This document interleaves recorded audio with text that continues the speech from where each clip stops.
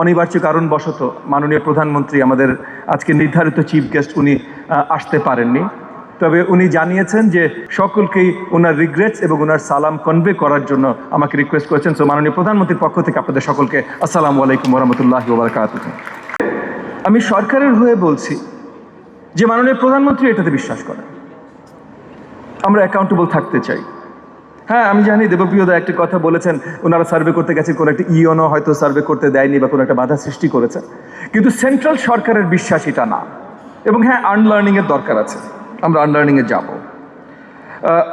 অনেক প্রবলেম হয়তো আমার এই ছোট্ট একটা গ্রন্থে 500 সামথিং পাতা হয়েছে, এটার জন্য আমি দুঃখিত, আসলে এত লম্বা করা উচিত হয় নাই। কিন্তু আমি চিন্তা করিনি আর রিসার্চ করার সময় যে এত লম্বা হবে বা হবে না। এবং ভাষাগত কারণেও আমি ক্ষমা চেয়ে নিচ্ছি, হয়তো আগামী দিনগুলোতে আমি প্রকাশকের কাছে একটু ক্ষমা চাইব এবং তাদেরকে রিকোয়েস্ট করবো আমরা আরও সহজতর ভাষায় হয়তো আমি চেষ্টা করব মন্ত্রীর দায়িত্ব থেকে যদি একটু ব্রেক পাই সামনের দিনগুলোতে, তখন এটা আরও সহজতর ভাষায় কীভাবে করা যেতে পারে। তবে আরেকটা জিনিস বলি, কারণ সবাই অনেক কিছু বলেছেন এবং ওনারা অনেক জ্ঞানের সাথে বলেছেন, আমি ছোটোখাটো দু একটা জিনিস একটু অ্যাড করব আমার বই সম্বন্ধে না, একটু বাস্তবতা সম্বন্ধে। বইটা যখন আমি লিখেছি, রিসার্চ যখন আমি করছিলাম 2025 সালে, তখন আসলে একাডেমিকভাবে রিসার্চটা করেছিলাম, একাডেমিকভাবে। এবং একাডেমিয়া এবং বাস্তবতার ভিতরে কিছু ফারাক থাকে। 2025 সালে যখন এই রিসার্চটা করছিলাম, তখন জানতাম না যে আমার প্রাইমারি বাচ্চারা ক্লাসরুম এক জায়গায় যাবে, বিল্ডিং থেকে বেরিয়ে 100 গজ দূরে যাবে বাথরুম করতে। এইটা হলো বাস্তব সমস্যা। আমার প্রাইমারি স্কুল সেকেন্ডারি স্কুলের জমি অন্য কেউ দখল করে নেবে, এটা হলো বাস্তব সমস্যা। আমরা অনেক বাস্তব সমস্যার সম্মুখীন এবং এই বাস্তব সমস্যার সমাধান আমাদের দরকার।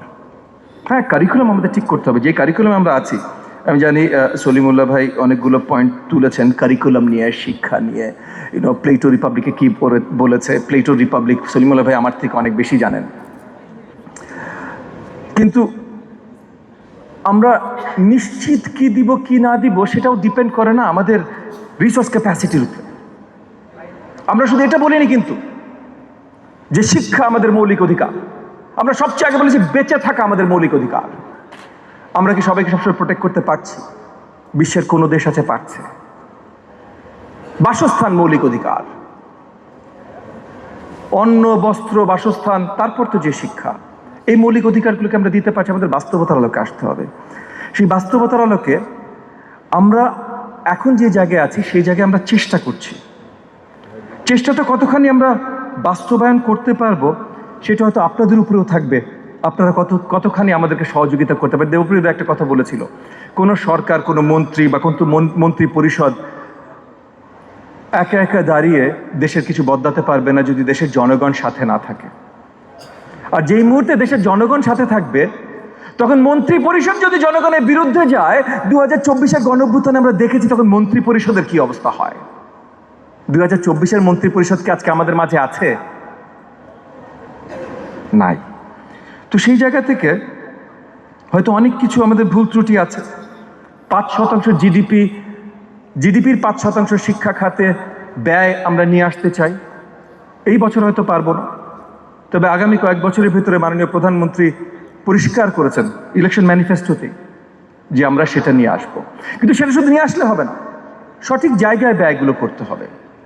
এই যে যেটা রাশেদা আপা বলেছেন বা দেবপ্রিয়দা বলেছেন, সলিমুল্লাহ ভাই বলেছেন, আব্দুল নূর তুষার ভাই বলেছেন, আমরা শুধু বিল্ডিং বানালে হবে না, আমাদের ব্যয়টা এক্স্যাক্টলি কোথায় হচ্ছে। লার্নিং আউটকামস, মানে আমাদের সন্তানরা আসলে শিখছে কিনা, আমাদের শিক্ষার্থীরা আসলে শিখছে কিনা।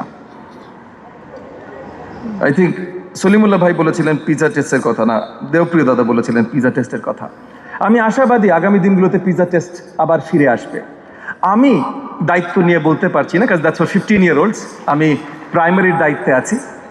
তবে আমরা চাইব, বিকজ আমরা শুধু করতে চাই না, আমরা জানতে চাই করার সময়ও যে আমরা যেটা করছি সেটা আসলে সঠিক ফলপ্রসূ হচ্ছে কিনা। এবং ফলপ্রসূ হচ্ছে কিনা যদি জানতে হয়, তাহলে সবার পর্যবেক্ষণের জন্য আসলে খুলে দিতে হবে। আমরা যদি পর্যবেক্ষণের জন্য খুলে না দিই, তাহলে ফলপ্রসূ আমরা বলবো আসলে কি হচ্ছে, সঠিক চিত্রটা আমরা কখনো পাবো না। সো সেই কারণে আমি আজকে যত লম্বা হয়তো প্রোগ্রাম আমরা চিন্তা করেছিলাম সেটা তার থেকে বেশি হয়তো লম্বা হয়ে গেছে, যদিও অনিবার্য কারণবশত মাননীয় প্রধানমন্ত্রী আমাদের আজকে নির্ধারিত চিফ গেস্ট উনি আসতে পারেননি।